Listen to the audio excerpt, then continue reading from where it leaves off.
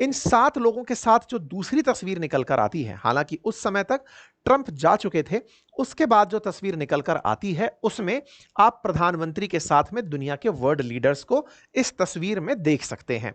In world leaders में आप front row में खड़े हुए मैक्सिमम जो प्रतिनिधि पहचान पाएंगे, उनमें से बीच में मार्क कार्नी खड़े हैं। और मार्क कार्नी जो कि कनाडा के पीएम हैं, उन्होंने यूक्रेन को इनवाइट किया हुआ था। यहां पर यह सिंबॉलिक है समझना कि यूक्रेन बिल्कुल मार्क कार्नी के बगल में है या जेलेंस्की बिल्कुल बगल में है। इसका मतलब G7 सपोर्ट करता है यूक्रेन का। आपको याद होना चाहिए कि G8 जब हुआ करता था तब यहां पर रूस शामिल हुआ करता था। 2014 में जब रूस ने यूक्रेन के क्रीमिया को कब्जा कर लिया था, उस समय G8 में से रूस को हटा दिया गया था, तब जाकर ये G7 कंट्री बचे थे।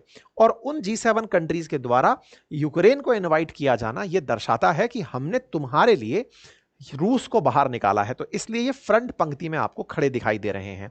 सेकंड पंक्ति में जो दिखाई दे रहे हैं उसमें भारत के प्रधानमंत्री शामिल हैं।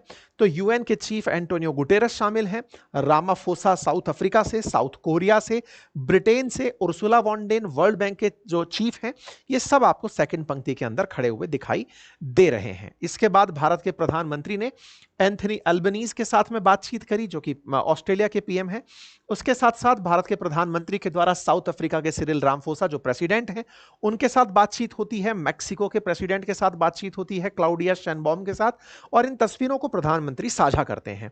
इसी के साथ साथ चांसलर जो फ्रेडरिक मर्ज हैं, जो कि जर्मनी के हैं, उनसे आपकी मुलाकात होती है। मिस्टर ली जो कि प्रेसिडेंट है साउथ कोरिया के, उनसे आपकी मुलाकात होती है। साथ ही साथ कीर स्टारमर के साथ जो कि ब्रिटिश पीएम है, उनके साथ ही साथ इमानुअल मैक्रोन के साथ और जॉर्जिया मेलोनी के साथ आपकी मुलाकात होती है। और साथ में प्रधानमंत्री शिगेरू इशुबु जो कि जापान के प्रधानमंत्री हैं, उनके साथ में प्रधानमंत्री की मुलाकात होती है। इस तरह से भारत की काफी सारी मुलाकातें यहां पर मायने रखती हुई दिखाई दे रही हैं। यहां पर साथ ही साथ यूरोपियन काउंसिल के मतलब जो भी प्रधानमंत्री की मुलाकात है वो सारी की सारी तस्वीरों के माध्यम से यहां पर दिखाई गई। ये राउंड टेबल एक मीटिंग थी जो कि वर्ल्ड के लीडर्स ने आपस में G7 के अंदर economy, climate change, global progress, इन सब के लिए कितनी महत्वपूर्ण है उसको लेते हुए चर्चाएं की थी। ठीक है, G7 समिट हुई जिसके अंदर बहुत सारी बातें हुई, उसको प्रधानमंत्री ने कुछ इस तरह से साझा किया। उन तस्वीरों के माध्यम से कि क्या क्या बातें हुई, किस तरह से बातें हुई, वो तस्वीरें प्रधानमंत्री के द्वारा साझा की गई। G7 की इस बैठक से ज्यादा भारत के लिए कनाडा के साथ जो बातचीत थी वो महत्व रखती थी। ऐसे में प्रधानमंत्री की जो मार्क कार्नी जो ब्रिटिश पीएम है, उनके साथ बातचीत केंद्र में रही। मार्क कार्नी और प्रधानमंत्री की बातचीत मीडिया में काफी अच्छा कवरेज पाई।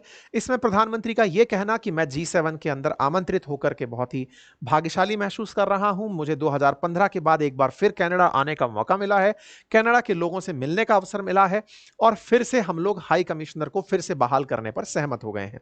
हाई कमिश्नर बंद कब हुए थे? जब आतंकी निज्जर की हत्या हुई थी और उस समय ट्रूडो ने भारत को इसके लिए जिम्मेदार ठहरा दिया था। भारत को जिम्मेदार ठहराते हुए दोनों देशों ने, उधर कनाडा ने भारतीय हाई कमिश्नर को और भारत ने इन कैनेडियन डिप्लोमेट्स को देश से निकाल दिया था। दोनों तरफ से काफी ज्यादा तलखी रही और उन तलखियों को हमने अपने कई सेशंस में डील भी किया है। भारत ने कनाडा के साथ संबंध तोड़े, ट्रूडो के साथ पास कोई वो नहीं था। ये काफी ज्यादा इवन G20 के अंदर भी ये मुद्दा काफी ज्यादा गरमाया रहा, क्योंकि कनाडा बार बार दुहाई देता रहा कि हम डेमोक्रेटिक वैल्यूज को फॉलो करते हैं, रूल ऑफ लॉ को फॉलो करते हैं, आप हमारे देश में किसी और व्यक्ति को कैसे मरवा सकते हैं।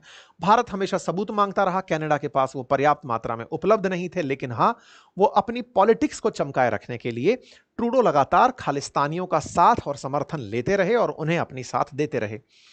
परिणाम ये निकला कि ट्रूडो की तो लोकप्रियता घटी ही, साथ जिस जगमीत ने इनका साथ दिया था उस समय पर, वो भी अपनी पॉलिटिकल जमीन खो बैठे।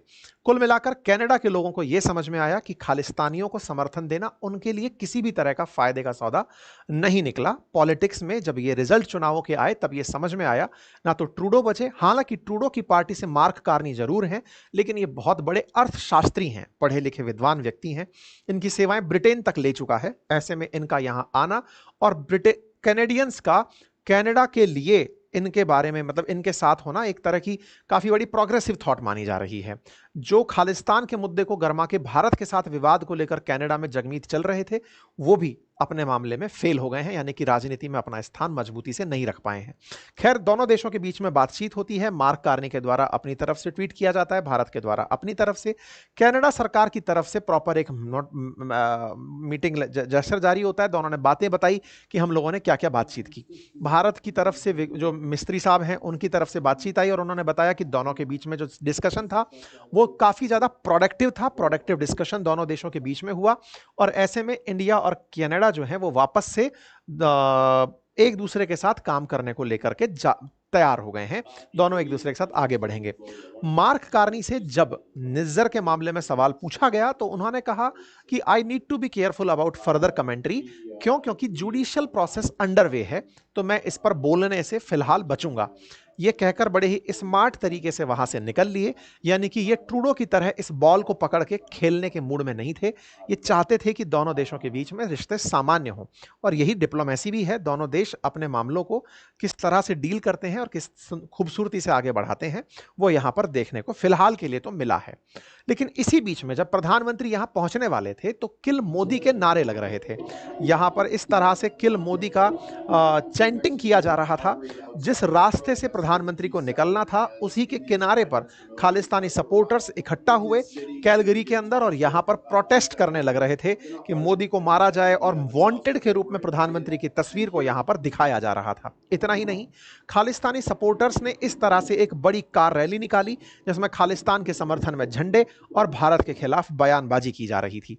लेकिन जैसे ही मीटिंग का आयोजन होना शुरू हुआ, पुलिस ने इन सबको यहां से हटा दिया और ये पूरी तरह से रास्ता साफ सुथरा और सुरक्षित दिखाई दिया।